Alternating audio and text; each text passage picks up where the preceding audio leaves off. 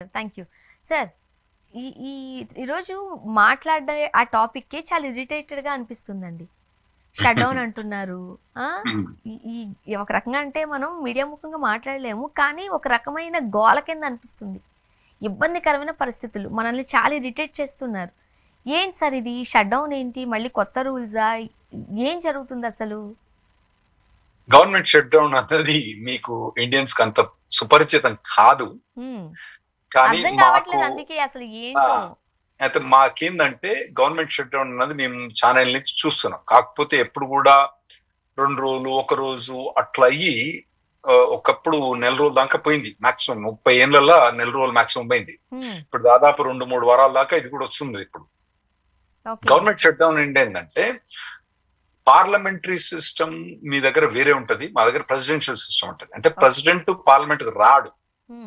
మీ prime minister ఇక్కడ మన head of the state అంటే ప్రైమ్ మినిస్టర్ కదా మన దగ్గర. అక్కడ హెడ్ ఆఫ్ ద స్టేట్ అన్నది ప్రెసిడెంట్. అతను పార్లమెంట్ కు రాడు, అతను పార్లమెంట్ మెంబర్ కాదు. ఒకవేళ పార్లమెంట్ మెంబర్ ఉంటే రిజైన్ చేయాల్సి వస్తుంది అతను. సో పార్లమెంట్ లో అతనికి మెజారిటీ ఉన్నా లేకున్నా కూడా అతను ప్రెసిడెంట్ కావచ్చు. సో అతను ప్రెసిడెంట్ అయిన తర్వాత పార్లమెంట్ ఏం చేస్తుంది అంటే ఒక బిల్ పాస్ చేస్తుంది. ఏమని, ఇన్ని డాలర్ల దాకా నువ్వు ఖర్చు పెట్టుకోవచ్చు, అంతకన్నా ఎక్కువ ఖర్చు అయినప్పుడు గవర్నమెంట్ బంద్ చేయాలి. ఎసెన్షియల్ సర్వీసెస్ అంటే ఏవైతే ఎమర్జెన్సీ సర్వీసెస్ ఉన్నాయో అవి మాత్రమే మీరు నడపగలుగుతారు, మిగతా ఏవి కూడా నడపొద్దని చెప్పేస్తారు. ఇప్పుడు పార్లమెంట్ ఏంటంటే మన ట్రంప్ మీకు తెలిసిందే, అతను కాంప్రమైజ్ మొదటి కాదు. అతను ఉండే టోను మీకు చెప్పాల్సిన మన ఆడియన్స్ అందరు సుపరిచితులు. అతను ఉండే టోన్, అతను వాడే టోను, ఏ పొలిటీషియన్ కూడా ఎప్పుడు కూడా నుండి ఆ పొజిషన్ పోయిన ఏ పొలిటీషియన్ కూడా ఆ తీరుగా మాట్లాడే వాళ్ళని ప్రపంచంలో ఎవరు కూడా ఎప్పుడు కూడా చూడలేదని నేను అనుకుంటున్నా. చాలా మంది కూడా నాతో అంగీకరిస్తారు. అది మటుకు ఏమైందంటే వీళ్ళు కాంప్రమైజ్ అయ్యడానికి వీలు లేకుంటుంది అన్నట్టు. అయితే ఇప్పుడు అక్కడ సెనేట్ లో అంటే వీళ్ళు రాజ్యసభ అనుకోండి, రాజ్యసభలో వీళ్ళకు 60% ఓట్స్ కావాలి, వీళ్ళకు లేవు. 54% ఓట్సే ఉన్నాయి. అక్కడ విప్ సిస్టమ్ అంటే ఏ పార్టీ వాళ్ళు అదే పార్టీకి వాళ్ళని లేదు. సో ఆ 6 సెనేటర్లు వాళ్ళు ఇతని పార్టీకి ఇతని సైడ్ ఓటేయాలి, వాళ్ళు వేయించడానికి రెడీ లేరు. కాకపోతే గవర్నమెంట్ మొత్తం దానికోసం గవర్నమెంట్ మొత్తం షట్ డౌన్ చేసాం అన్నట్టు. అంటే ఓన్లీ ఎమర్జెన్సీ సర్వీసెస్ మాత్రమే ఇప్పుడు ప్రస్తుతం నడుస్తున్నాయి, మిగతాన్ని షట్ డౌన్ చేసేసి. ఇప్పుడు అన్ని ఇమిగ్రేషన్ సర్వీసెస్ స్టాప్ అయిపోతాయండి? లేదండి, ఇమిగ్రేషన్ అన్నది ఫీజు డ్రివెన్. ఫీజు డ్రివెన్ అంటే మనం కట్టే పైసలతోటే ఆ డిపార్ట్మెంట్ నడుస్తుంది. మనం కట్టే పైసలతోటే డిపార్ట్మెంట్ నడుస్తుంది కాబట్టి ఆ డిపార్ట్మెంట్ ను వాళ్ళు నడిపిస్తారు. ఎందుకంటే H1Bకి మీకు తెలియదు ఫీజు ఎంత ఉంటుందో, $6,000 నుంచి $8,000 దాకా ఉంటుంది H1B ఫీజు. ఒక్కొక్క H1B ఫైల్ చేయాలంటే మళ్ళా మా కమిషన్ వేరే అనుకోండి, అది వేరే విషయం, మేము వేరే తీసుకుంటాం కదా డబ్బులు. అవి కాకుండా ఉట్టి గవర్నమెంట్ మేము అంత పైసలు తీసుకోవాలండి, వామ్మో అన్ని పైసలు మాకే ఓడిస్తారు, మా క్లయింట్ క్లియర్. కానీ గవర్నమెంట్ మాత్రం ప్రతిసారి కట్నం 6,000 నుంచి 8,000 అంటే దాదాపు 7 లక్షల రూపాయలు కట్టం చదివించుకోవాలి H1B ఫైల్. చదివించుకున్నప్పుడు ఈ పైసలతోటి ఆ డిపార్ట్మెంట్ నడుస్తుంది కాబట్టి ఇమిగ్రేషన్ డిపార్ట్మెంట్ అన్నది షట్ ఆఫ్ లేదు. ఇప్పుడు తర్వాత మనం వీసాకు పోయినప్పుడు, ఎప్పుడు కాన్సులేట్ లో వీసా పోయినప్పుడు ఆ వీసా డిపార్ట్మెంట్ కూడా ఏంటంటే అవి కూడా మనం ఫీజు పే చేస్తాం, వాటితో నడుస్తుంది. ఇంకోటి బార్డర్ లా ఎవరైతే మనం ఫ్లై ఇన్ అయ్యి యుఎస్ పోయినప్పుడు అక్కడ బార్డర్ లా ఆడ వేరే ఇమిగ్రేషన్ డిపార్ట్మెంట్, దాన్ని కస్టమ్స్ అండ్ బార్డర్ ప్రొటెక్షన్ అంటున్నట్టు. వాళ్ళు ఏంటంటే ఎసెన్షియల్ సర్వీసెస్ ఎమర్జెన్సీ సర్వీసెస్ కింద వస్తారు కాబట్టి వాళ్ళకు బడ్జెట్ ఉంది. సార్ ఇప్పుడు అన్ని డిపార్ట్మెంట్స్ కి ఇది వర్తిస్తుందా సార్, అది ఒకసారి చెప్తారా? షట్ ఆఫ్ ఇప్పుడు మన నాన్ ఇమిగ్రెంట్స్ కానివ్వండి, మన వాళ్ళకి సంబంధించి immigration department completely open. Customs and border protection entrance లో కొద్ది ఇబ్బందులు అయినా, లైన్లు పెద్దగా పెరిగినా కూడా పెద్దగా మనకి ఇబ్బంది అయ్యేది ఏం లేదు. కాన్సులేట్ లో వీసా అపాయింట్మెంట్స్ కానీ అవన్నీ కూడా పెద్దగా ఇబ్బంది అయ్యేది లేదు. ఎక్కడ ఇబ్బంది అవుతుంది అంటే డిపార్ట్మెంట్ ఆఫ్ లేబర్ అని ఒకటి ఉంటుందండి. ఆ డిపార్ట్మెంట్ ఆఫ్ లేబర్ దానికి ఫీజు లేదు కాబట్టి అది షట్ డౌన్ చేసేసి. అసలు డిపార్ట్మెంట్ లేబర్ తో మనకేంటి సంబంధం అసలు లేదు కదా మనకి సంబంధం. అయితే మనకి F1 సంబంధం లేదు, L1 సంబంధం లేదు, H1 లో ఉన్నంత కాలం సంబంధం లేదు. కానీ H1B ఫైల్ చేసేటప్పుడు ఎక్స్టెన్షన్ కానివ్వండి, అమెండ్మెంట్ కానివ్వండి, ట్రాన్స్ఫర్ కానివ్వండి, ఫైల్ చేసేటప్పుడు డిపార్ట్మెంట్ ఆఫ్ లేబర్ నుంచి ఒక అప్రూవల్ రావాలి మనకు. దాన్ని మేము లేబర్ కండిషన్ అప్లికేషన్ అంటారు. ఆ అప్లికేషన్ ఫైల్ చేస్తే ఆటోమేటిక్ గా ఆన్లైన్ లో ఒక వారం రోజుల్లో అప్రూవ్ అయింది.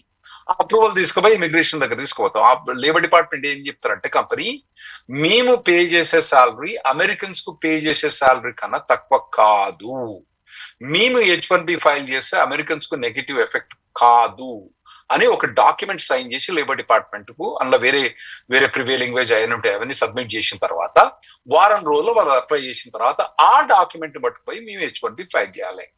ఇప్పుడు H1B ఫైల్ చేయాలంటే డిపార్ట్మెంట్ ఆఫ్ లేబర్ బంద్ ఉన్నది కాబట్టి ఇప్పుడు గుడ్డు లేనిది కోడి లేదు కదా అన్నట్టు, ఆ గుడ్డు లేదు అన్నట్టు, గుడ్డు లేని కోడి లేదు. ఇప్పుడు కోడి కావాలంటే ఎట్లా, మొదలు గుడ్డు కావాలి. గుడ్డు కావాలంటే ఎట్లా అంటే ఇప్పుడు ఫైల్ చేయాలి.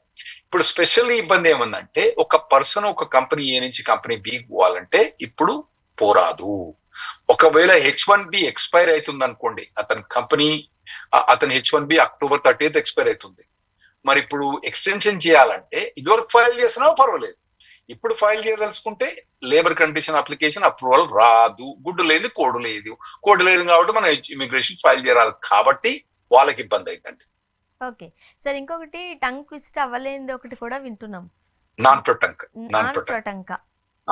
ఏంటి సార్ ఇది నాన్ ప్రొటంక్ అంటే ఇట్స్ లాటిన్ వర్డ్. అంటే మాకు యాక్చువల్ గా ఇండియాలో నేను లా చేసినప్పుడు కూడా మాకు చాలా మటుకు లాటిన్ పదాలు యూజ్ చేస్తాం. అంటే కొన్ని ఆ లాటిన్ పదాలు ఏంటంటే దాన్ని ఇంగ్లీష్ లో పెద్దగా చెప్పాల్సి వస్తుంది అన్నట్టు, ఇంగ్లీష్ లో కానీ తెలుగులో. అందుకోసం మన లాటిన్ నాన్ ప్రొటంక్ అంటే, if you are out of status, if you fell out of status, మీ మిస్టేక్ కాకుండా సంబడి ఎల్స్ వేరే వాళ్ళ మిస్టేక్ తోటి మీరు ఇల్లీగల్ అయినారు అనుకోండి, దాన్ని గవర్నమెంట్ ఎక్స్క్యూజ్ చేయొచ్చు. మీ మిస్టేక్ కాకుండా వేరే వాళ్ళ మిస్టేక్ తోటి, ఆ మిస్టేక్ అన్నది మీ కంట్రోల్లో లేదు, దాన్ని గవర్నమెంట్ ఎక్స్క్యూజ్ చేయొచ్చు. దాన్ని మేము నాన్ ప్రొటంక్ అంటాం. అయితే ఇప్పుడు మన సుబ్బారావు గారు ఉన్నారు. సుబ్బారావు గారు H1B October 20th కంప్లీట్ అవుతుంది. గవర్నమెంట్ షట్ ఆఫ్ ఎప్పుడైంది? 2 వారాల ముందు అయింది. ఇంతకు ముందు రూల్ ఏంటంటే, ఒక్కసారి మేము ఎక్స్టెన్షన్ ఫైల్ చేస్తే సుబ్బారావు గారు ఎక్స్టెన్షన్ పెండింగ్లు ఉన్నా కూడా, అప్రూవ్ కాకపోయినా కూడా అతను పని చేసుకోవచ్చు. 240 రోజులు పని చేసుకోవచ్చు. ఈ లోపల ఎట్లాగో అది అప్రూవ్ డినోల్ ఏదో అయింది. ఇప్పుడు మేము ఫైల్ చేయరాదు. ఎందుకు ఫైల్ చేయరాదు సుబ్బారావు గారికి అంటే, ఫస్ట్ డిపార్ట్మెంట్ ఆఫ్ లేబర్ మాకు అప్రూవల్ ఇవ్వదు, మొత్తం వెబ్సైట్ అంతా బంద్ చేసి పడేసి. అప్రూవల్ లేదు కాబట్టి ఇమిగ్రేషన్ ఫైల్ చేసుకోరాదు. సుబ్బారావు గారు H1B ఎప్పుడు ఎక్స్పైర్ అవుతుంది? October 20th ఎక్స్పైర్ అవుతుంది. October 20th ఎక్స్పైర్ అయిపోతే మరి మేము H1B ఫైల్ చేయరాదు కాబట్టి ఇతను ఇల్లీగల్ గా అయిపోతాడు. కాబట్టి ఒకవేళ మేము October 30th కనుక H1B ఫైల్ చేస్తే, వాళ్ళు నాన్ ప్రొటెంక్ అని ఒక ఆర్గ్యుమెంట్ ఉందండి. ఇంతకుముందు మీకు ఎక్స్ప్లెయిన్ చేసినప్పుడు, దట్ ఈయనే ఇల్లీగల్ స్టేటస్ ఎందుకైందంటే అతని మిస్టేక్ కాదు, సంబడి ఎల్స్ మిస్టేక్. ఇది సంబడి ఎల్స్ మిస్టేక్ అక్కడ మనకు అర్థమవుతాను. ఎవరి మిస్టేక్ ఇది? ట్రంప్ మిస్టేక్ కావచ్చు, డెమోక్రటిక్ పార్టీ మిస్టేక్ కావచ్చు, కానీ మన సుబ్బారావు మిస్టేక్ మాత్రం కానే కాదు. కాబట్టి అతను ఎక్స్క్యూజ్ చేయొచ్చు అని ఉన్నది కాబట్టి అది వాడుకోవచ్చు అని ఒక ఆర్గ్యుమెంట్. అయితే ఇమిగ్రేషన్ వాళ్ళు ఏమంటే, ఒక వెబ్సైట్ లో వాళ్ళు ఏమిటంటే, మీరు ఇటువంటి పరిస్థితుల్లో నాన్ ప్రొటెంక్ వాడవచ్చును అని చెప్పారు.